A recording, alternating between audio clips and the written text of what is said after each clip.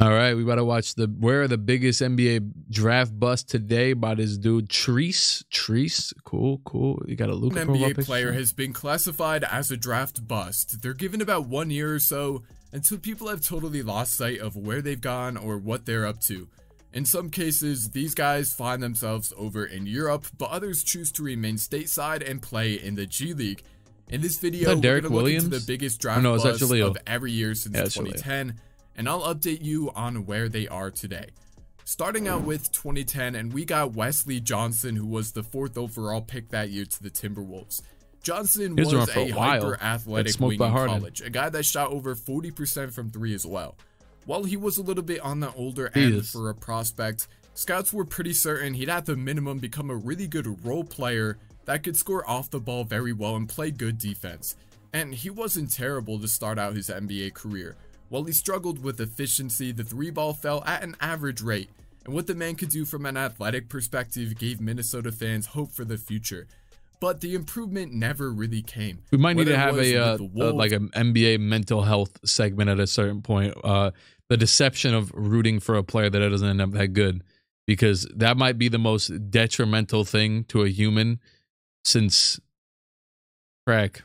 The Suns, the Clippers, or the Lakers. He basically met his ceiling in his first year in the NBA. I mean, he was a decent defender, but that alone you said he was old, to compensate for his inability to put the ball in the hoop, which, as we said, he never really improved on. Johnson would turn into an NBA journeyman, never really finding a home, and by 2019, he had played his final NBA game. So he took his talents over to the EuroLeague, where he played with Bennett and Icos, scoring 3 points per game. Dang. And that was it for his playing career. Ironically, Johnson can now be found as a player development assistant for, get this, the Clippers. Moving on to 2011, though, Derek Williams definitely stood out as the biggest bust of that. I wouldn't call him I wouldn't call him stupid just for not developing himself. Like, he can't develop players himself. I'm not saying the guy said that. It's pretty funny that he's a player development coach and he didn't develop himself. But it's like saying a person can't develop a player because they never played professional basketball before. You know what I'm saying? Like, a lot of the greatest player development people aren't basketball players. So again, Minnesota. He was viewed similarly to Blake Griffin, a 6'8" combo forward with athleticism that most guys can only dream of.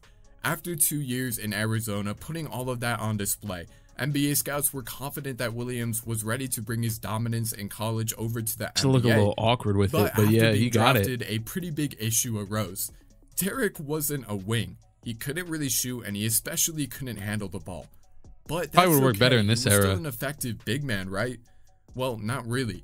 He could do some things in the half court offensively, like play in the pick and roll and catch lobs, but even with that, he was limited because he was only 6'8". Add that to the fact that he couldn't play defense, and there just wasn't a role for a player like him in the NBA. He could play defense. He might still be in the league. Though, bouncing around 6 different teams, and by 2018, he was out of an NBA job. It was basically before 2018. He'd make his way over to the EuroLeague, where, believe it or not, he's been awesome over there. It's hard for me to say because I don't really watch, but as far as the numbers go, he's actually been a very impactful player, unlike Wesley Johnson was. Dang. Let's move on to 2012, though. You're not gonna tell me the numbers? Michael Kidd Gilchrist. Now this one, 2nd overall. That was the first draft I ever watched, right? And I knew from the second you were drafting a dude who can't shoot, broke both of his arms by falling off a tree when he was a kid. That's a true story, by the way. And you drafted him number 2 overall. I'm like, all right, dog. A defensive menace, yeah, sure, bro. I was 10 years ago. I was 11, and I knew that this dude. I was 10 even, and I knew this dude was gonna be a bust. All in 2012 to the Bobcats at the time, who were really excited to bring in an athletic wing that was a showstopper defensively. He was coming off a national title win in college, and he was a big part of that. Not only with the defense, but at times he could score the ball if he was close enough to the rim. Look at that jumper. The idea was, if the outside shot ever got any better, Charlotte would be in for a potential star. You see how he shoots? There's no getting better. Sadly, it got better, actually, eventually. We know that would never happen. The Hornets would keep him for 8 years, though, just hoping and praying that their former number 2 pick they gave him a bag, too. But eventually, they would concede and realize he simply wasn't improving. And he was a good defender. So they traded him to Dallas in 2020. He played a few games there, but scored under 1 point per game. The Mavericks didn't sign him after the year. The Knicks gave him a shot a few months later, but then they'd waive him after a couple Yeah, of we didn't weeks. play And him, in I the don't 2 think, years at all. since, he hasn't been playing I forgot any about that. basketball anywhere. And from what I've seen, he's not really trying to either. He's focused on his nonprofit that raises awareness for those who stutter, which is something that MKG has dealt with since he was a kid. Oh, wow. Even made him nervous whenever he spoke to the basketball media. So that's pretty cool. He's trying to help others with the same issue. Moving on to 2013 though, and we have probably the biggest NBA draft bust of all time in Anthony Bennett.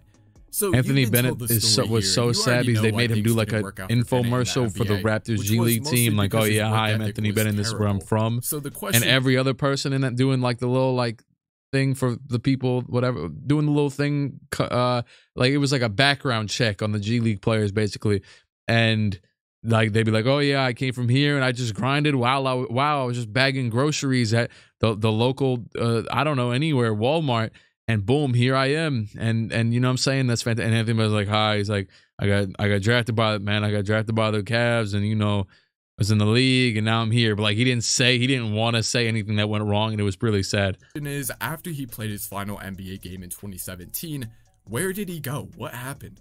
Well, he played 4 years in the G League. He was in the G League before that. Believe it or not, he was kind of awesome. That was it, that video right there. He's a career 42% three-point shooter in the G League on over 5 attempts per game, and generally he played pretty well there. But that was only the G League. That doesn't always translate well for guys in the NBA. He played with the Nets in 17, I believe. Bennett has found himself playing in several different leagues around the world.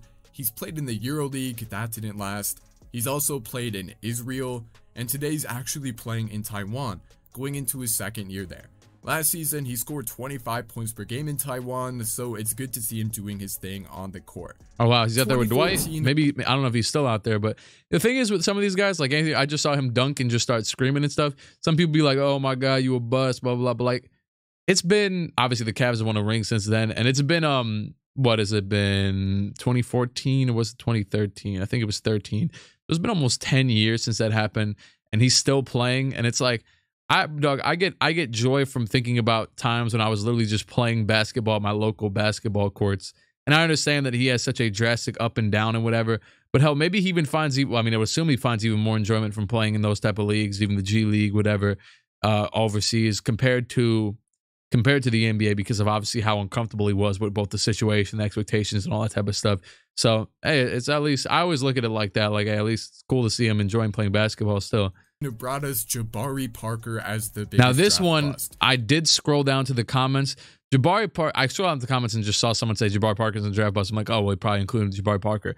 Jabari Parker is not a draft bust. Let him talk. Now guys like Nick Stauskas, Dante Exum, Noah Vonleh definitely deserve to be mentioned. And Parker's peak in the NBA was far and away better than any of those other guys. By his 3rd NBA season, he was scoring 20 points per game, and even coming off of an injury, he was looking as athletic as ever. Considering those injuries he dealt with and how much time away from the court they meant, Parker was definitely right on track to becoming a franchise player. He was disgusting, bro. But unfortunately, the injuries never really stopped coming, and that really derailed his career path needed his to becoming defense. that kind of a player. So Parker would leave the Bucks for the Bulls after his rookie deal was over, and he was playing pretty well for the team early on. But then they said, no, you don't play defense. Until new head coach Jim Boylan took over, who decreased his role significantly and demoted him from a starter to a bench player right when he was given the job. So Parker's numbers plummeted, and that was basically his final chance at developing into a star player. Production-wise, bank on the money is crazy. Like after Boylan took over, Jabari would only play 15 minutes a game and scored only 10 points. And the Bulls traded Parker to the Wizards, and from there on, he would bounce around the NBA, never really getting another shot to prove himself or develop like other high-upside young players could. Parker wouldn't really find a home after that, for 4 different teams spanning across 4 years. And the last time we saw him play was last season with the Celtics, where he didn't really see the court too often. Jabari started the 2023 season as a free agent, and until this day, he's still without a team. Moving on to 2015, Well, that actually hurts me so bad, bro. Like, all right, so like I was like and I don't even know why. I was like a 11-year-old kid or whatever it was, 11, 12-year-old kid in 2014 NBA draft. For some reason, well, probably the Melo reason, he got compared a lot to Melo and Paul Pierce, who were actually 2 of my favorite players because they were both fat bastards that hit a bunch of tough shots, and that was exactly who I was. And I just really liked watching Jabari Parker and the sneaky athleticism. I was just watching a Melo video, and they're talking about the sneaky athleticism, obviously the shooting abilities. Dog, I swear to on everything I love. I just moved out of my old house, and I used to sit there in the backyard in 2014 shooting like does anybody else do this? When you act like you're the player and you start shooting, kind of changing up your form to shoot like them. I do it every single day. I swear. Matter of fact, I do it every single time I play basketball. I'm going to be honest with you. I have never found my shot form. It probably looks the same by now. I'm probably too old and everything's just kind of, it just kind of existed. Hold on, let me make sure Woj ain't tweeting some heat. Oh no, Mike Muscala was out for 2 weeks. Who cares? Yeah, I used to sit in my backyard and shoot like I was Jabari Parker, which is so funny in hindsight. But it was man, I wish seeing him just now, the whole demise, him playing so well on the Bucks, some of the moves he was hitting are otherworldly, generational, at the very least, like second to third option type of moves for a dude. Just to now be like, that is my archetype of favorite basketball player right there. The mid-range scoring, shot creating, like the Kawhi Leonard, not say, forget defense for a second, but because screw defense. I like defense though, but I like my defensive players, I like my offensive players. You can do both. That's cool. But the Kawhi Leonards, the Melos, the Paul Pierces, even the KDs, even though he's even more crazier than, like, KD's almost too good for me to consider him in that convo. I mean, well, whatever, you know what I'm saying. I don't want to say KD and Kawhi are that far apart, but just Kawhi was very conservative and stuck to like what worked. He would always go to the same exact spots and shoot the same exact shots. And Jabari Parker was even crazier athlete than most of those guys when he was healthy. And then he didn't even mention that. I don't think he mentioned, he said, oh, his injuries kept piling on. Dog, we're talking ACL tear 4 months into his rookie season, comes back, ACL tear again. And yeah, I think he said he was averaging 20 in his third season. And I think that was when he tore it again. His first season, he tore it, came back. I think he was healthy his second year after he came back. Third season, tears it again. Matter of fact, one of his first games back was against the Knicks. I remember he posted somebody after his first or second ACL tear. God, I love that guy. I love that guy. And screw Jim Boylan, because Jim Boylan sucked too. Jim Boylan, that nasty garbage bastard, came into the... I hate every coach comes in with this confidence, like, oh yeah, let me switch something up for no reason. Yeah, you guys sucked, and you were going to suck regardless. You're the Bulls. You suck. So, screw you. And I love this guy, too, but I see exactly why Jahlil Okafor... Nothing even happened to Jahlil Okafor. Literally nothing. It just got caught in the wrong era. And people were asking me, oh, yeah, do the Jahlil Okafor in the 90s simulation. I already answered at the end of one of my videos. He's not in the game anymore on 2K, so that sucks. That really sucks. Really, really sucks, because this was the perfect year to do it. And it might never happen now, because I don't think I'm going to do a creative player Jahlil Okafor. It had to be the Jahlil Okafor. And while we're at it, Jabari Parker, I might got to do a video with him now. I think I might do it like right after this. I actually have to get a video out soon, so I might just go ahead and do that. Now, there were a lot of busts this year. Guys like Mario Hezonja, Willie Cauley-Stein. I hate sorry. I don't hate Mario Hezonja, but I hate, he's my most hated Knicks player. Guys like, just because I just hated how he played. Probably a great guy, but man, I could not stand watching him play basketball. I don't care. He blocked the LeBron. It's like blocking a shot in the second quarter. I don't care. It's a block. I don't care. I don't care if it's a game winner. We lost. We didn't make the playoffs. That series was not even close. That was probably the year we tanked for RJ. Matter of fact. Oh my God. Like Mario Hezonja, Willie Cauley-Stein, Emmanuel Mudiay, Stanley Johnson, Frank Kaminsky. Those 5 guys were all Cauley-Stein, Emmanuel. Yeah, Willie was a big one. They tried to play Willie at the 4 next to Boogie. Didn't work. Stanley Johnson. Mudiay, just didn't work out on it. Mudiay just wasn't good. Mudiay just had everything. Mudiay had everything going for him.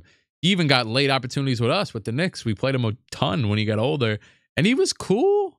He had some good games, but he just wasn't. It was something missing. And the last one, or he said Stanley Johnson. Stanley just bona fide role player, sadly. Frank Kaminsky, just, we should have known from the draft. He's the same archetype as every other, as the Zach Collins, I don't know, Luka Garza. Those 5 guys were all taken in a row, 5 through 9. But the number 3 Jesus. pick, Jahlil Okafor, definitely panned out the worst compared to how he was viewed going in. And you all know why Okafor didn't pan out. That doesn't need to be repeated. Okafor's post-up heavy style simply would never impact. Look at how he was dribbling right there at center against Raymond Felton. Heavy style simply would never impact winning basketball for any NBA team he joined. It was more. I disagree. I understand. It was the defense. It was that he couldn't play defense. It was like playing, you know, like let's say like if Marc Gasol never had defense, would he still, you know what I'm saying? Like it's like that. Like he's gonna give you a very clean looking 15 points every single game at least. Literally could probably do it even now. But it's just, and then by the time that we figured out, this is the issue with these type of guys. By the time you figure out they're not a star player and they're playing off the bench, it's like, all right, now you want a bench center that can play defense, and you're not going to be scoring much because we don't need you to do that. You're a bench center. Like, who the hell is letting a bench center score that much? Look at Montrezl Harrell now. Look at Montrezl Harrell, not even getting minutes nowhere, and he was a bench. Like, come on, dog. We need a guard to do this type of stuff. I think it's important to mention that Okafor was definitely as talented as he was hyped up to be. He scored 18 a game as a rookie, and in every situation he played in, he put up big numbers as long as he got big minutes. But teams never won anything. I remember that. He was cooking Porzingis. That was rookie year too, both of them. Not to mention he was never better than average defensively. And so Okafor hasn't played an NBA game since 2021 with the Detroit Pistons. But what's he been up to since then? How is he not in 2K? By the Hawks later that year, but then he got cut a few weeks after. And in early 2022, he signed with the CBA team in China. He played 19 games there and scored 13 points a night in about 23 minutes a game. So he wasn't exactly getting star treatment over in China, like we see a lot of NBA disappointments get when they make the move there. So he decided to come back to the US and play in the G League. Scratch that, he's actually playing for a G League team located in Mexico City.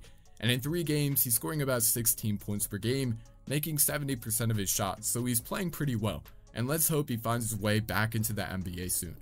In 2016, we have Thon Maker, who was picked 10th overall by the Milwaukee Bucks. Dragan Bender at pick number 4 definitely deserves a mention here, but I don't really think anybody actually saw him becoming a great player. And it's true. And the worst part about that Suns draft, the Suns used to be bad in building teams, man. They drafted Dragan Bender, and then they drafted Marquise Chris too, and neither one is really in the league now. I think Marquise Chris might be on, I feel like he was on the Spurs, or he was on some team last. I haven't kept track with him this season, but he was somewhere just obviously recently. But Bender just actually, there was just a report a few days ago about Dragan Bender wanting to come back to the NBA. Oh my God, it's not happening. You suck. There were just way too many questions with his game. But Thon Maker, on the other hand, was an Aaron absolute Rodgers? superstar of a talent that checked every single box. I mean, he was incredible to watch. At 7 feet tall, hyper athletic. Hey, while we on the Thon Maker thing, obviously Thon Maker, tall player, lanky archetype, supposed to be able to do everything, shooting, all that stuff. Shout out to Bobo. Hey, I gotta find a Bobo video to watch because Bobo is cooking crack out there in the NBA. I was about to say the G League, 26 points per game, 16 something. Passion for the game that you don't often see in 7-footers, who for the most part are kind of thrown into basketball due to their height. The only reason Maker slid down to the 10th pick was because he was drafted out of a prep school instead of college. And keep in mind, in 2016, he was the #1 recruit in high school. Jesus. I mean, he had his own questions going in, and the big one was that he played so much on the perimeter in high school. How would he adjust to playing more of a traditional big man role in the NBA? As we know, the answer to that question was quite poorly. Maker unfortunately never got a chance to develop his perimeter skills in an NBA setting because the Bucks with Giannis were starting to roll when he came in. They didn't have the time to throw in a guy like Maker who was going to make a bunch of mistakes, and so Milwaukee eventually got rid of him, and he bounced around the league until 2021, where he played his final NBA game with the Cavaliers. Maker would go on to play in Israel, where he scored 3.5 points per game, and then he played in the G League with the Long Island Nets, where he scored about 8 points per game. Oh, really? And now he's playing in China, where he's at least on the court and putting up decent numbers, but it seems like a long shot for the now 25-year-old Maker to get back to the league anytime only 25 soon. Now we have to stop there with 2016 because, believe it or not, he's just too 2017 perimeter features centric. a group of lottery picks that are all still in the NBA right now, and there's nobody really after that other than Jerome Robinson maybe in 2018, who was the 13th pick Yeah. that year, but nobody really had too high hopes for him. He's now in the If G League, anything, though, he got drafted over MPJ, So, and we all that's know. all I got for you guys today. Hopefully it was interesting for you to learn where all of these draft. Wait, so he said there was nothing after, that was 2016, right? So 2017, I mean, you had Donovan, I guess Markelle, Markelle doesn't deserve. We already know so much about Markelle. He doesn't need another mention in a video. Plus, he's not really a bust, but he's a disappointment compared to his expectations, I guess is the best way to put it. Anybody else in that draft? Honestly, most of that 2017 draft panned out. Josh Jackson he didn't mention Josh Jackson. Josh Jackson's a pretty solid one to mention. That Josh Jackson is a very good one to mention, actually. And then you got Isaac Markkinen. Obviously, screw you. Don't mention Frank. Look, Frank's at least on an NBA team. Screw Thonmaker. You know what? I'm gonna stop it while I'm ahead. Screw you. All right, see ya. They subscribe to the channel, or don't. I don't have a chokehold on your existence or something. You'll be all right. All right, see ya.